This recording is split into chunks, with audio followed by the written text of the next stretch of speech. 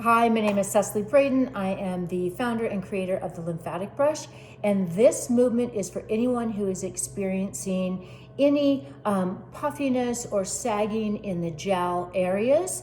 So this will help reduce excess fluid, which is often the cause of that kind of pulling and anchoring down in this area.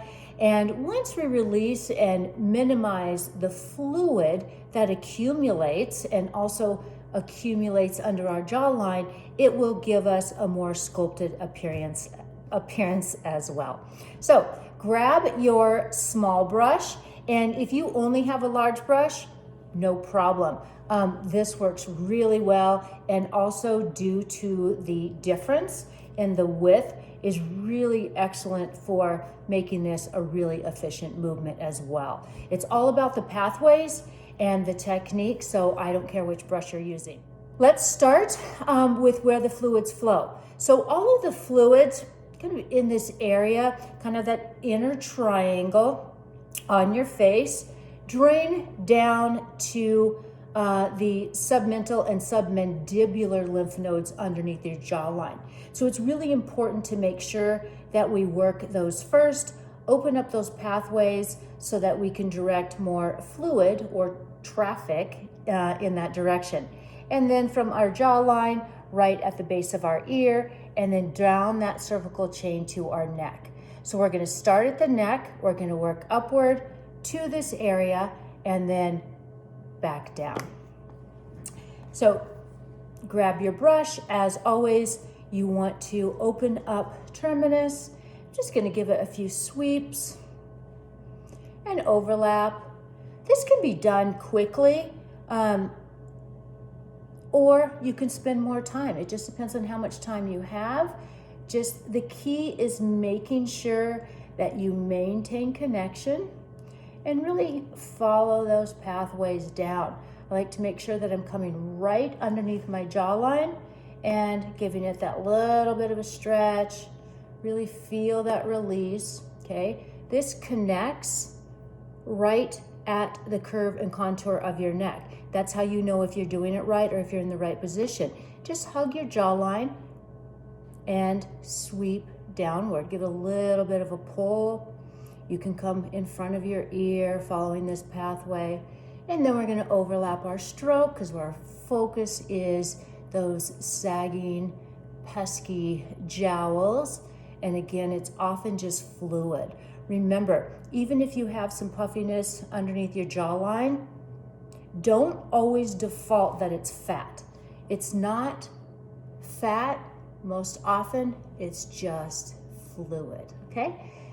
And they're just overlapping, right? Creating a pathway, moving fluids out, connecting the bristles, letting that skin stretch a little bit. You kind of see it shift, releasing. If you have a lot of stagnation or puffiness, maybe give a little bit of a wiggle. Now, if this area has a lot of excess fluid, or maybe there's areas in and around the edge of your jawline that feel sticky. And by sticky, I mean, it might be kind of feel hardened, gel-like there's little gummy bears underneath there. It might feel a little tingling in your ear, or it just might feel tightness, that almost like a tight muscle. Just continue. You don't have to add pressure, but you can just kind of wiggle through and soften the connective tissue and that fluid that becomes gel-like. It hardens. So the fluid in our connective tissue, that interstitial fluid, changes in viscosity. And that's the precursor to lymph. So it's really important that we notice what kind of the state of the tissue. Is it soft and kind of pliable and flexible? Does it rebound, or is it really tight? And all of those things are going to affect flow. Okay, so I'm just following underneath because my goal is to create a pathway for the fluids right along my jowls. Now, I'm gonna work in about a 2-finger width around my lips, along the laugh line, and and then a little bit further out using the brush. I'm going to start at the base because remember, this is just like creating a lymphatic waterfall. We want those fluids to drain. We want to create that pathway. And I know if you have sagging jowls and everything seems to be kind of pulling and anchoring down, this might be a scary movement. I'm 54 years old, and believe me, I don't want any more pulling down, but that is the drainage pattern. So to get rid of all that excess fluid and allow the space to bring vibrancy up to our the upper part of our face, we need to bring everything down. Remember, the fluids flow downward and outward, and so if we're nervous about the sagging and this accumulation of fluid, we don't want to push it back up. It's not going to sprout out at the top of our head. What we have to do is we have to encourage and follow those natural drainage patterns out. So don't be scared of working downward. Also, as we remove this excess fluid, we're unearthing the natural contours, and we will achieve a more sculpted look. So the movement, I'm connecting and allowing for that little bit of a stretch. And that just happens naturally when you connect the textured bristles with the skin. Just overlap your strokes. I don't know how many times. I'm just repeating this as I'm talking with you. It might be 3 times, it might be 5 times. What feels comfortable for you? If you only have time to do this where you're doing 3 quick sweeps a day, that's enough, okay? If you have more time and it feels good, then you can go ahead and repeat this more. However, allow your skin some time to recover.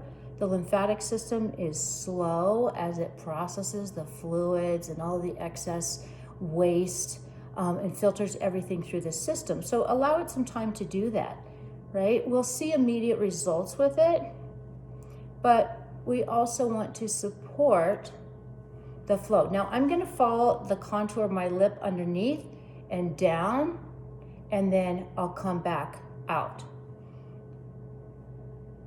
Again, you can see those bristles working.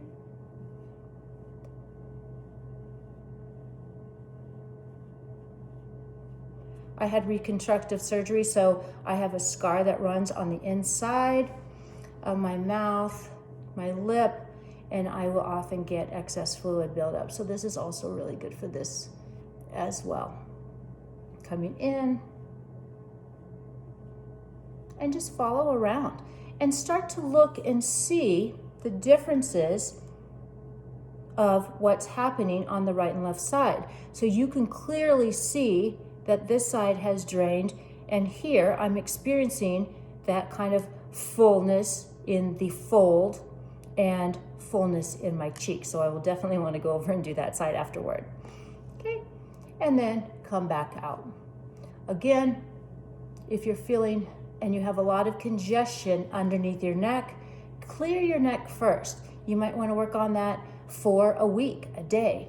Maybe that's the only thing you're doing when it comes to relieving the fluid in and around your jowls and lifting, because that is where the traffic jam is.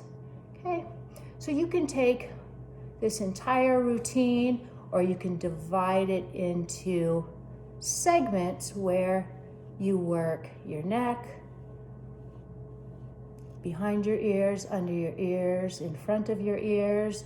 One day you can work under your jawline,